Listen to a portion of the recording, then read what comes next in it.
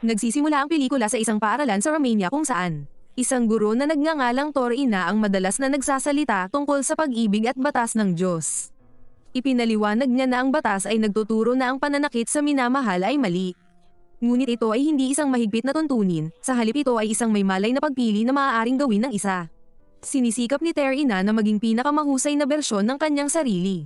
Isang araw pagkatapos ng klase, nakipag-usap si Torina sa kanyang asawang si Dreo, na isang pastor. Ipinahayag niya ang kanyang pagnanais na bisitahin ang kanyang mga kaibigan noong bata pa. Gayunpaman, ayaw sa kanila ni Dreo, at para pasayahin ang kanyang asawa, si Torina at na hindi sila nakikita. Gayunpaman, tila mas nakatuon si Dreo sa kanyang trabaho sa simbahan kaysa sa kaligayahan ng kanyang asawa. Pakiramdam ng kanilang relasyon ay nakulong sa pagitan ng mga hinihingi ng simbahan at ng pang-araw-araw na pagiling. Sa pakikipag-usap sa kanyang mga estudyante, napansin ni Torina na isang estudyante. Si Lulo, iba ang pananaw. Nakikita ni Lulo ang Biblia bilang isang koleksyon ng mga kwento at mga batas ng Diyos bilang mga kasangkapan upang kontrolin ang mga tao. Hindi isang bagay na sumasalamin sa tunay na kalayaan. Naniniwala siya na ang mga iyon ay relihiyoso. Observant ay hindi talaga ganap na libre. Ang pananaw na ito ay nagiging sanhi ng muling pag-iisip ni Torina ng mga bagay-bagay. Matapos tingnan ng mas malalim ang buhay ni Lulo, nalaman ni Torina na si Lulo ay mula sa Germany at hindi pa nagbabasa ng mga relihiyosong aklat. Nakatira si Lulo sa kanyang lola na nagpapanggap na namamaalamos ng pera. Sa katotohanan, si Lulo ay nakatira mag-isa sa emosyonal na walang laman na bahay ng kanyang lola. Sa bahay, ibinahagi ni Torina ang kanyang mga saloobin tungkol kay Lulo kay Dreo. Nagsisimula siyang tanungin ang kahulugan ng pananampalataya sa konteksto ng tunay na kalayaan.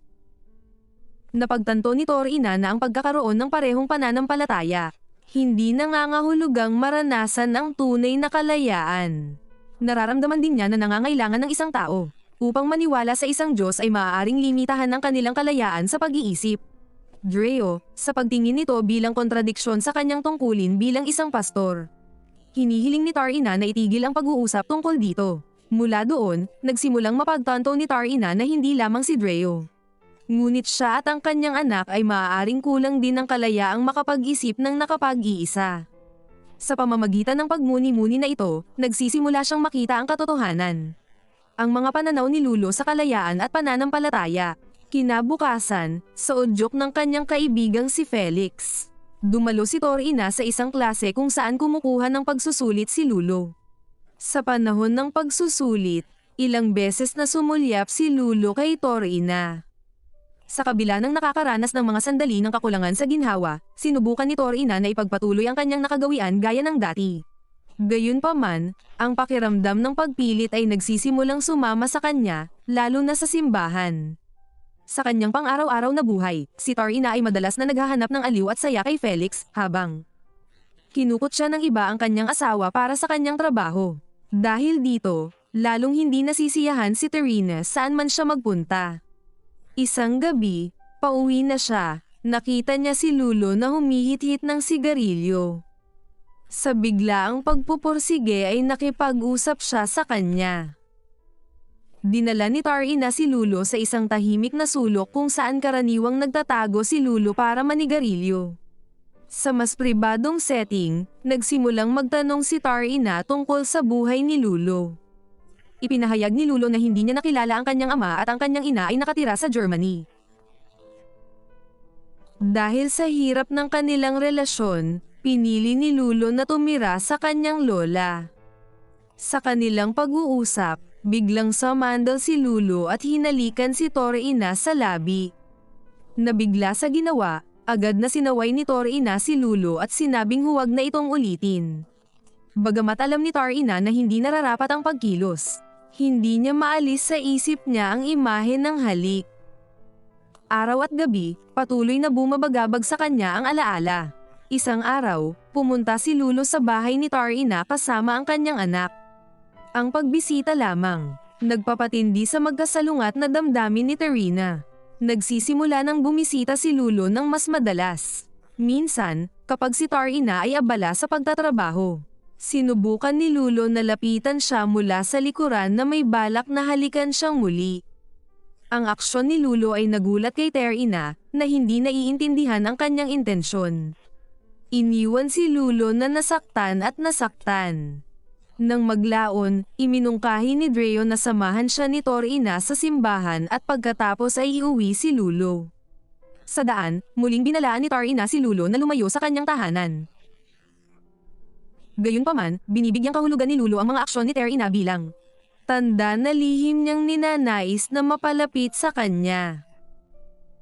Nang gabi ring iyon, bigo sa kanyang buhay at sa kanyang kasal.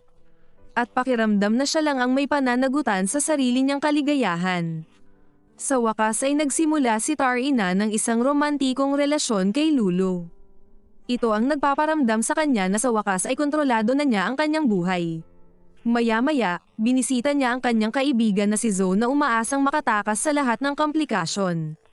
Kinaumagahan, sinabi ni Zoe kay Tarina na kung sino man nagtatanong kung nasaan siya noong nakaraang gabi, dapat niyang sabihin na kasama niya siya. Samantala, nalaman ni Tarina na nakita sila ni Zoe ni Lulo kasama ang anak ni Tarina. Napagtanto nito si Tarina na hindi magsisinungaling si Zoe para protektahan siya. Sa araw na iyon, nagsimulang makaramdam ng pagkabalisa si Tarina, relasyon at kung ano ang maaaring mangyari sa hinaharap. Sinabi niya kay Lulo na hindi sila maaaring patuloy na magkita. Dahil alam na ni Zoe at ng anak niyang si Floren ang lahat. Sinubukan ni Lulo na pakalmayin siya sa pagsasabing gagawin niya. Alagaan mo si Florin sa araw na iyon, ngunit napupunta sa grabe mali. Without Terena's knowledge, Lulo take Florin. Buong araw hinahanap ni Terina ang kanyang anak, ngunit hindi na ito umuwi. Nag-aalala, pumunta siya sa bahay ni Lulo para tingnan siya.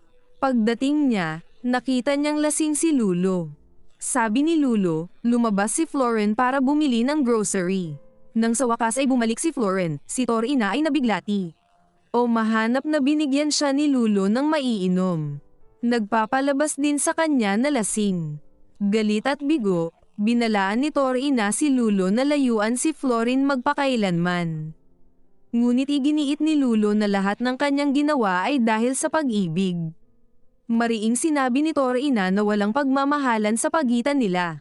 Nagpasya siyang protektahan ng kanyang anak mula kay Lulo. Mapaminsalang impluwensya at tinitiyak na makakauwi sila ng ligtas. Hindi binabalita sa kanya, lumalala lang ang sitwasyon. Sinimulan ni Lulo na salakayin ang kanyang buhay. Pagpapadala ng mga hindi naangkop na mensahe sa oras ng trabaho at pagbabanta pa sa kanya gamit ang mga larawan. Lalo itong nakaramdam ng takot kay Tarina. Dumating ang kasukdulan ng si Tarina, sa sobrang galit. Binasag ang cellphone ni Lulo sa gitna ng klase. Humingi siya ng tulong kay Felix, ngunit hindi niya magawang sabihin sa kanya ang totoo. Sa halip, sinabi lang niya na sinusubukan siya ni Lulo. Ngunit ang katotohanan ay mas komplikado. Sa kabilang banda, nahaharap din si Terina sa tensyon sa kanyang anak na si Floren. Tinatanong niya kung bakit siya umuwi kagabi.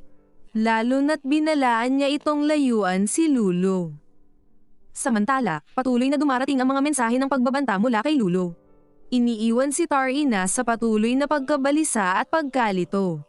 Sa kanyang gulat, nagsinungaling siya kay Floren. Sinasabi sa kanya na may sakit si Zoe at kailangan niyang umalis agad para tulungan siya. Gamit ang dahilan na ito, bumalik siya sa bahay ni Lulo.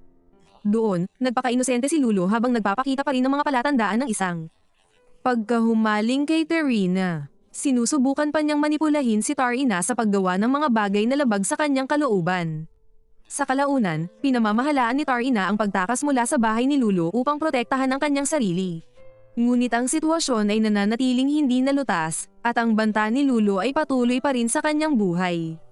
Isang gabi, pumasok si Lulo sa kanilang tahanan na nagbibigay sa pamilya ng mga gabing walang tulog. Pagpasok ni Tarina sa paaralan, napansin niyang lahat ng mata ay nasa kanya. Dinala ni Felix si Tarina sa opisina ng principal para humingi ng hustisya. Sa kanilang kahilingan, ibinunyag ng principal ang katotohanan, at sinuspinde si Lulo dahil sa pagtatangkang saktan si Tarina sa oras ng klase. Gayunpaman, pagkatapos ng pagsuspinde, gumanti si Lulo sa pamamagitan ng pag-post ng mga larawan ng mga damit ni Tarina sa Facebook, na nagiging sanhi ng hindi gustong atensyon ng buong paaralan sa kanya. Sinubukan ni Torina na ipaliwanag na ninakaw ni Lulo ang mga damit sa kanyang bahay noong nakaraang gabi. Sinabi rin niya sa kanyang mga kaibigan ang tungkol sa peking lola ni Lulo, ngunit tila walang pakialam. Nababahala ang principal habang lumalala ang sitwasyon. Upang pakalmayan ang mga bagay-bagay, naglabas siya ng isang pahayag. Paglilinaw na walang koneksyon sa pagitan ni Terina at ng iba pang mga estudyanteng kasangkot.